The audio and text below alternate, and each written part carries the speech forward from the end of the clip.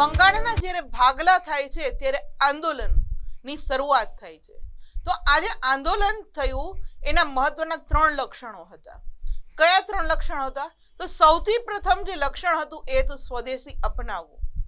ભારત દેશનું ઉત્પાદન, ભારત દેશમાં બનતી વસ્તુ, એ જ વસ્તુનો આપણે ઉપયોગ કરવો. તો આવું સ્વદેશી અપનાવવું નામનું આંદોલન શરૂ કરવામાં આવ્યું. વિદેશી માલનો બહિષ્કાર કરવો, કારણ કે ભારતની અંદર જે કાચો માલ તૈયાર કરતો, કારણ કે ભારત છે એ બ્રિટિશરો ભારતને એક કાચો માલ પેદા કરતો દેશ બનાવી દીધો હતો. કારણ કે ભારતના ખેડૂતની પાસે એને જરૂરિયાત મુજબ ગળીનું, કપાસનું એનું જ ઉત્પાદન કરાવતા હતા અને આ માલ સસ્તા રીતે ખરીદી અને ઇંગ્લેન્ડ લઈ જતા અને ત્યાંના કારખાનાઓની અંદર પોતે એ માલ તૈયાર કરતા અને ફરીથી ભારત દેશની અંદર એનું વેચાણ કરતા. એટલે વિદેશી માલ જે કંઈ ભારતની અંદર આવતો હતો એનો બહિષ્કાર કરવો, એવું પણ આ આંદોલનની અંદર નક્કી કરવામાં આવે છે. અને ત્રીજું હતું કે આપણા રાષ્ટ્રીય શિક્ષણ અપનાવવું.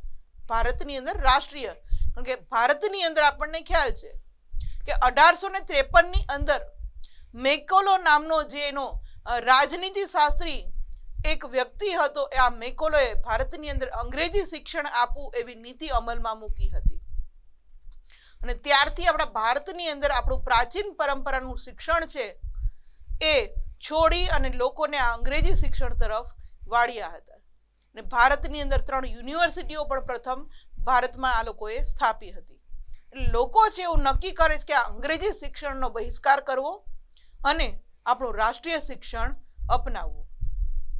તો આ રીતે આંદોલનના એમ કહેવામાં આવે છે કે મહત્વના 3 લક્ષણો દ્વારા સ્વદેશી અપનાવવું, વિદેશી માલનો બહિષ્કાર કરવો અને રાષ્ટ્રીય શિક્ષણ અપનાવવું એવી નીતિથી આંદોલનની શરૂઆત કરવામાં આવે છે. તો આ ઇમેજની અંદર જે આપણે વાત કરી કે સ્વદેશી આપણી ઢબથી કાપડ તૈયાર કરવું ચરખો કાતીને અને શિક્ષણ પણ આપણું પ્રાચીન પરંપરાનું લેવું,